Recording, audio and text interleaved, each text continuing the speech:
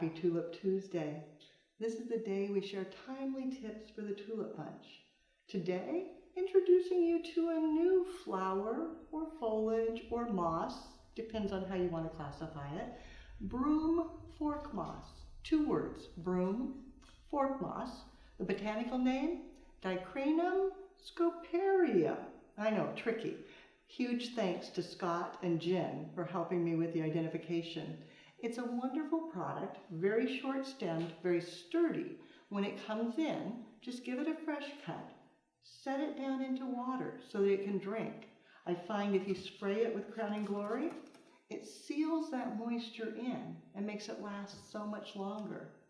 But if you don't sell it all at once, rest assured it dries beautifully, contorts a bit, gets darker, but equally as beautiful. So now you know a new material. Go on the hunt, find it, and create away, like the pros who are always looking for new materials.